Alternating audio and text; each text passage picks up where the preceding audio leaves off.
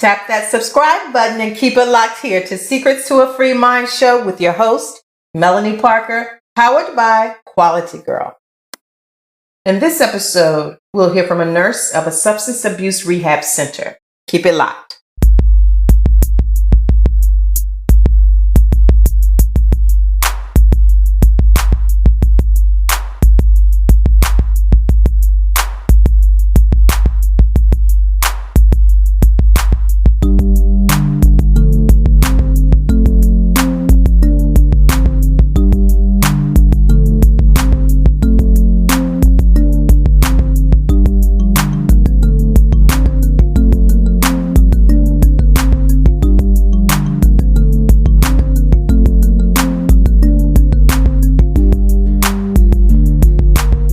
Welcome back. I'm Melanie Parker, founder of Quality Girl and your host of Secrets to a Free Mind show, where we help you free your mind, move forward in life. Shout out to Mike Horn at Mike Like Poetry on Twitter for co-designing the cover art and composing the beats.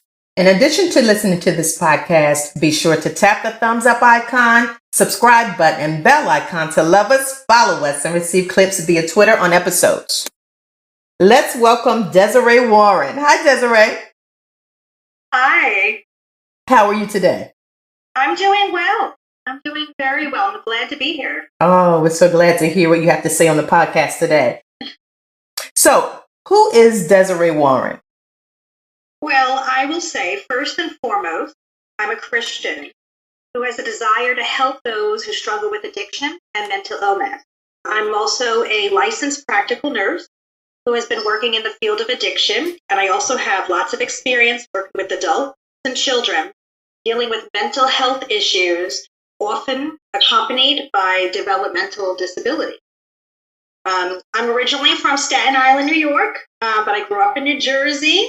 I'm also a veteran of the United States Navy, and I'm a wife, and I'm a proud mother. Oh, wonderful. Great accolades. Thank you. Now, typically, our pain becomes our passion and platform. So was there an experience that was training ground for you? Well, I'm going to say this. I know what it feels like to lose yourself and lose your ability to love. I know what it feels like to have to rebuild yourself. I know what it feels like to feel helpless. I also know what it feels like to be dependent on others. I've been hurt. And I know what it feels like to gain strength. My experience has helped me to want to help those who are feeling hopeless. So that is why I like working with people and helping those that are dealing with mental health issues, addiction, because I've been there. Yes. Absolutely. And that's when it's true. That's when it's authentic. Yes, yes. So tell us more about your profession. Well, I will say that addiction nurses work in inpatient treatment centers. They work in hospital settings. They work in psych institutions, and they provide alcohol and drug treatment programs. We administer medication to those that are struggling.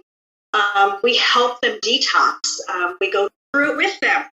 We're there to listen, to guide them, just be a strength to them as they're going through that process.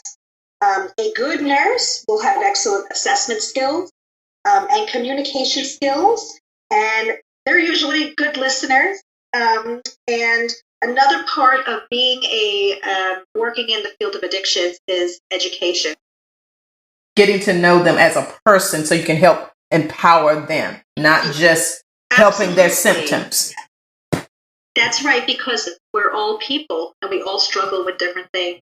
And we all, I believe that we need to be helpful to others, especially when we've gone through some things that we can help them with. Absolutely. It's very important. Absolutely, Desiree. What is the first step to identifying the root cause of an addiction? Okay, the first step is to recognize you have a problem and to accept it. And to be truthful to oneself, okay? Also, you must want to change, and you need to let yourself feel that pain. It's really hard. A lot of times people come into this, they're in denial. And sometimes it takes a while before we can recognize that we have a problem and accept that we have the issue and want to change and want to get better. Because it truly is an illness, you know? A lot of times people don't know the root cause of their addiction. They have to work through that process with therapists, you know? That's right. Key. That's right. Desiree, which signs should loved ones be aware when dealing with someone who suffers from substance abuse? Okay. We will see destructive behaviors. That will be very obvious. Self-sabotaging behaviors. You'll see people being very destructive to themselves and to others, definitely. Personality changes. People that were once happy and, happy-go-lucky, or, will turn into a person you don't want to know,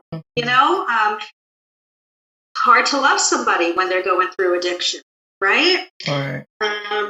But you'll see differences in their personality. Sometimes it's a positive change. Sometimes people are upbeat when they're in their addiction, and but it's not them. They're just not themselves, frequent lying. Sometimes you'll hear a lot of people lie. They'll lie and lie and lie. The person can't control their use of a specific substance. I mean, that is what addiction is. They cannot control their use of the substance. But of course, there's a lot more going on there. Right. But that's what you'll see. Even if they want to quit, they may have a difficult time expressing a desire to. Okay. Often you'll see depression and anxiety, and then taking risks. You'll see lots of risky behaviors, denial. They may not want to be aware that they have a problem, Right. That makes sense. Which goal topics should one write down to overcome substance abuse? Well, I think the first thing you need to do is think about what do you want to achieve and how you think you can get there, You need to think about, maybe you want to overcome the character flaws that make you susceptible to addiction. Often that is impulsiveness. Many people are very impulsive, and that kind of can lead them into the addiction. Your goal might be rebuilding relationships. Maybe you don't have anybody anymore. That people may have left you, but that's because you're in the midst of this addiction, and it's hard. It's very hard on those people that love you. Right. They may not want to be in that relationship with you anymore. So you want to change yourself. You want to get back to who you really are. So you need to rebuild those relationships, and then also finding worthwhile things. Finding things that you love to do besides the addiction. Wow. Very good. Very good. I'm going to mention, this is really important, that I think it's really important. There's a thing called SMARTer. And I think it's important that we look at this, because when somebody's dealing with an addiction and they're setting goals, SMARTer stands for, like, when you look at the S means specific. You need to have a specific goal. Right. M stands for measurable. Your goal needs to be measurable. Right. You need to have a measurable goal. A stands for attainable. You need to it has to be realistic and achievable. R, it needs to be relevant. You need to ask yourself, do I have a good reason for this goal? Is it relevant? And T is timely. Can it be achieved in a certain time frame? And that's what I got that word. I like that. But one, timely, is very important. Because, you can say, I'm going to get better. I want to get better. I'm going to reach that goal in the future. No. You set a time frame for yourself. Right. You work toward that time.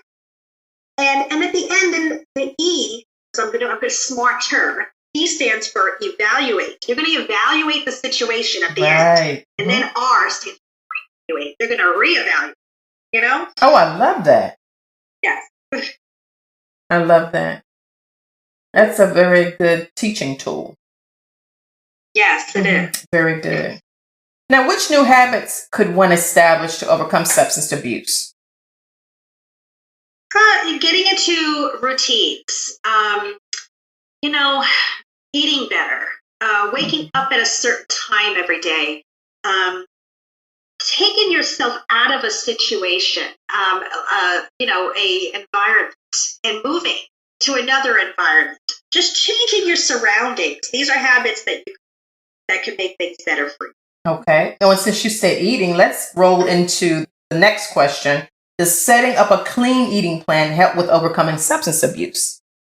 Absolutely. A clean diet is very helpful when you're trying to overcome an addiction. Feeding your body whole foods, veggies, fruits, and good fats and quality proteins make a big difference. And, also you need to remember that when you're doing drugs, your body will be deficient in vitamins and minerals, Makes sense. and that can cause metabolic imbalances that can create the cravings Makes and sense. mental symptoms. So having a good diet, a clean diet, is very helpful because also that drugs interfere with your digestion and absorption of food, and that results in deficiencies too. So it's very important. Absolutely, because that digestive system is connected to every system in the body, and also that would affect the immune system. Yes, it does. Okay, very good, great points. Mm-hmm. During times of lockdown, what are activities one could do to overcome substance abuse? Well, it's very important that we get ourselves a support system online. It's very difficult. I mean, keeping your diet clean, doing the best you can, trying to find hobbies at home. It's a very difficult time for those people that are struggling with addiction. I suggest just knowing what you want, keep working toward those goals, trying to find hobbies at home, projects to do, anything to keep your mind off those drugs. Because isolation can be a trigger for relapse, Yeah. And I like the fact you introduced online activities, creating a community or joining a community online. Absolutely. That's a good idea. Very good idea. What should family members do as a whole to maintain emotional wellness? Okay, I'm going to say something that's very hard for a lot of people, but it's very important. You need to set boundaries. That's right. It's so important. You need to set boundaries. You need to protect yourself because the person with the addiction, it may not be themselves. It's most likely not themselves, and you need to protect yourself. Take care of yourself. That's a way of showing love for them too. That's right. That is love. It's hard. It is love. Absolutely. Any resources you'd like to share with us, Desiree?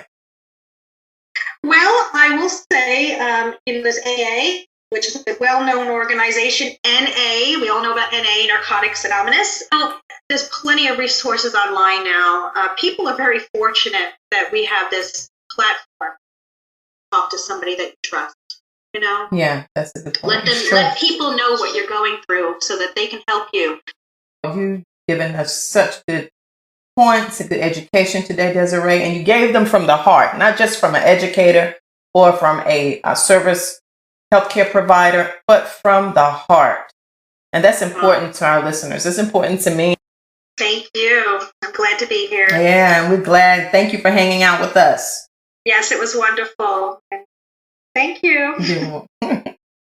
Folks, we're going to be on summer break. We'll return in September. Be sure to check out the existing podcast shows on Spotify, Google Play, iTunes, Twitter, and YouTube. Also, be on the lookout for the promo in July for the September episodes.